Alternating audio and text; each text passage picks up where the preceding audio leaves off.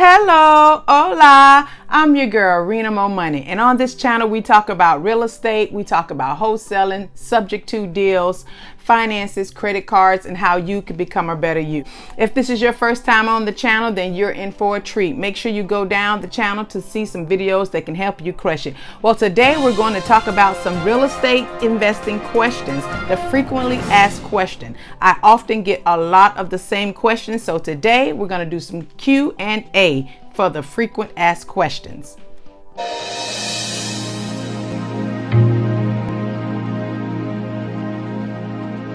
I've been in real estate since 2003 and I've made some mistakes. I've made money and I've lost money. Yes, I battled through the 2008 and I battled through the 2010, and now we're in 2022 and things are still changing.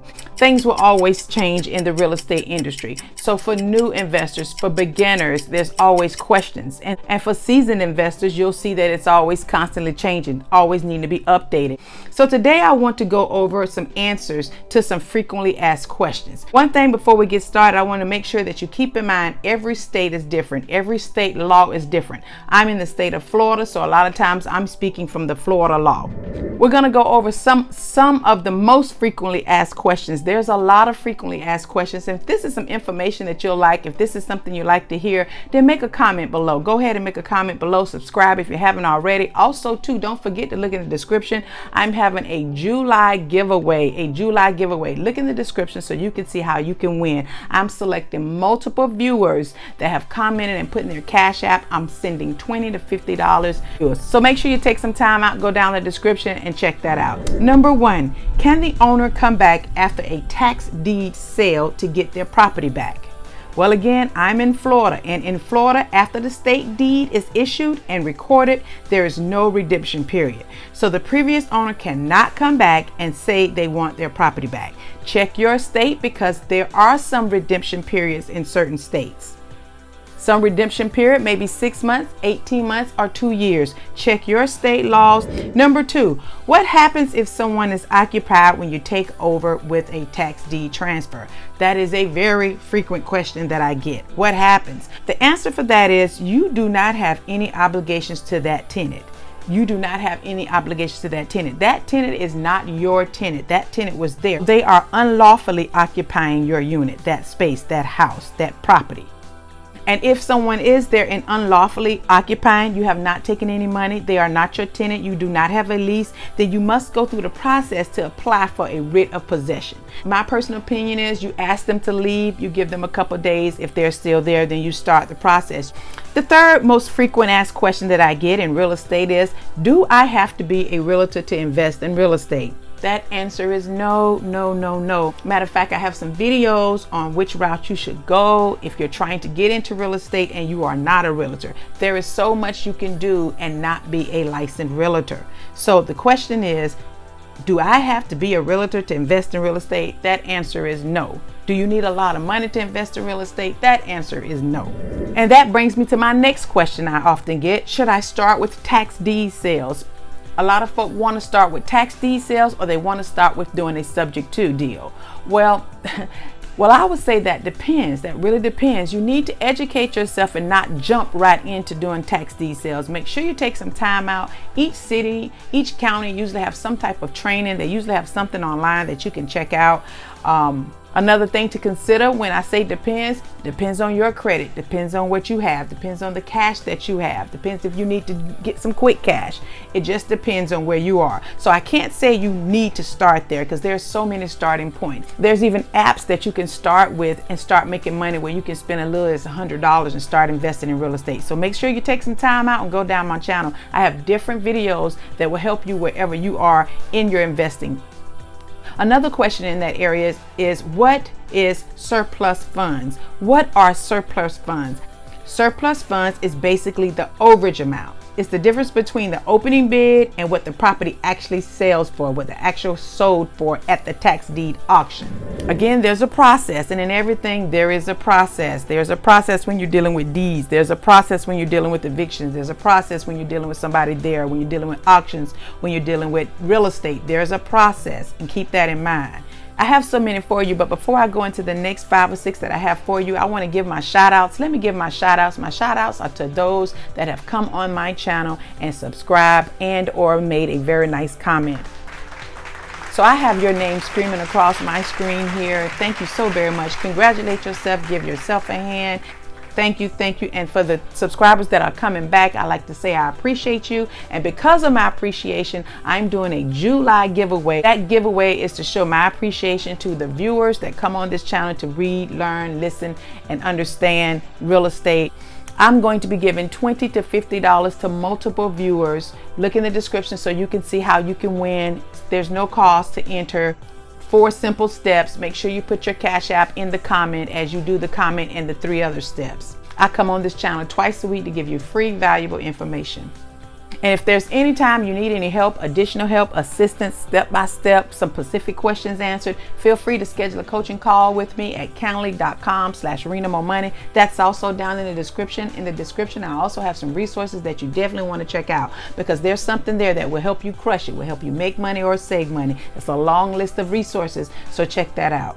Again, I get a lot of the same questions, and so I'm trying to kind of pack that in, but I also want you to keep in mind that some states are tax deed states and some states are tax lien states. So keep that in mind. Educate yourself if you're deciding to get into the tax area, if you're deciding to buy tax liens or tax certificates or tax deeds or go to auctions. Make sure you keep that in mind. The next frequent asked question that I get with real estate investing is, where can I learn? Well, that answer is, it depends on how aggressive you want to be. And it also depends on where you're at. I know that sounds vague, but it really does depend on these factors. It also depends on what type of time you want to devote to it. It depends on your schedule. It depends on the money you want to put into it. It depends on how active you want to be, what you don't want to do and what you want to do.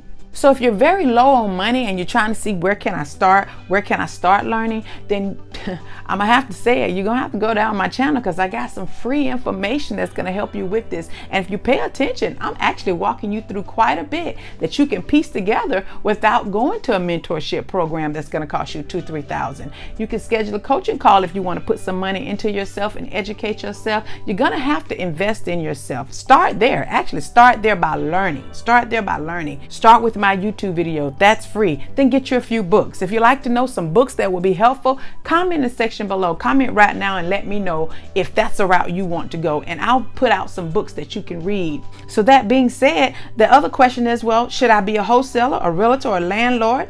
Should I own Airbnb? Should I do tax deed investing? What should I do? That's the question I get often too, and that's on an individual base. I would say this. As a realtor, that requires license. Being a realtor is fine. I think it's a great career. I love realtors. I have about 2 or 3 that I love to work with myself. Being a realtor gives you that opportunity to buy and sell without a lot of the extra hustling and busting. You also get this commission. You get to network. And you get to determine your destiny, and you get to determine how much money you want to make a year. Being a wholesaler, it's a little bit more work. One thing about being a wholesaler, once you stop working it, it stops unless you keep your lines in the water and your marketing going. But once you put away that, then it stops. Wholesaling is more so active income and not passive.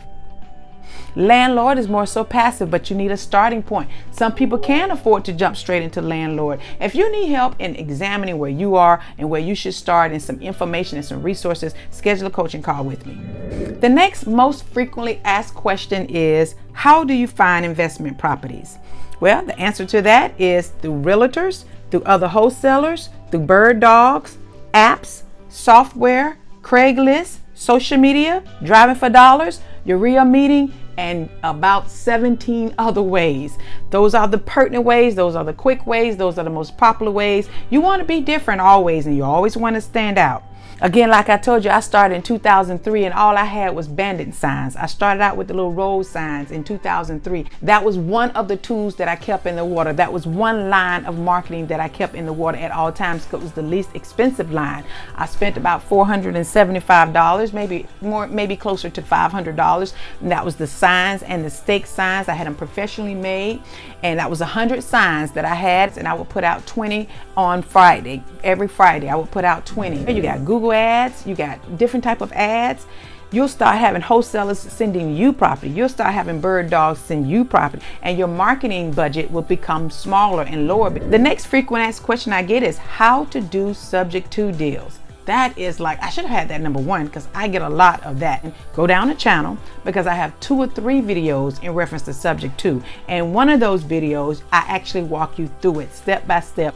The second thing I want to say about subject to deals, it's not something you can go and get from the bank.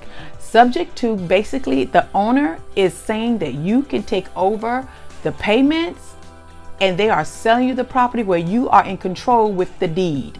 The next question is, how do I find the owners of the properties? How do I find owners? I get that because they were like, okay, Rena MoMoney, I did my driving for dollars. I got like 7 names I've written down. These houses was vacant and da-da-da-da-da. I got my information in. How do I find the owners? That's real estate investing 101. The answer is you got to skip trace. I wouldn't do anything but skip trace because your time is valuable. So look down the channel. I have a skip trace company that you can use. You get a discount with using my link. I also have a few free ways that you can find the owner, how you can skip trace for free. Look down, I have a video, skip tracing for free. Check that out. Because real estate is a big business. I told you on the last video, it's a $1 trillion business, trillions of dollars. So you need to market. It's also a competitive business. So you need to market and advertise to find your sellers. The next question I often get is, when do I get a property manager for my rentals? This is for my landlords. Well, that's another one that depends. It depends on how involved you want to be. If you're out of state, you may want to get a property manager a little sooner. If you're out of the city, you may want to get a property manager a little sooner. If it becomes overwhelming, too much for you to do, you're not quite making the money to get off the job, but you have this property that you have a heavy investment in, you may want to get a property manager. One thing I want to say when you're trying to decide whether you should get a property manager, make sure you have enough profit in the home. Also, I have that on the channel, how you could be a profitable landlord. I talk about that. If you want passive income and you are a landlord, that's the best source for passive because you pay that 9, 10, 11%, whichever one your city or state or the one you choose charge. You also want to interview that property manager. I have a video on that in reference to property manager. Go down the list. If you are a landlord and that's one of the questions you're trying to decide, when do I get one? Some people say get one on the first one. Don't do that. Don't do that. Some say get one on the second one. Don't do that unless they are out of town. That's my own opinion. I'm coming to you with my experience and my thoughts. I am not a financial advisor, nor am I an accountant. I am on here to help you crush it and help you get some of these questions answered.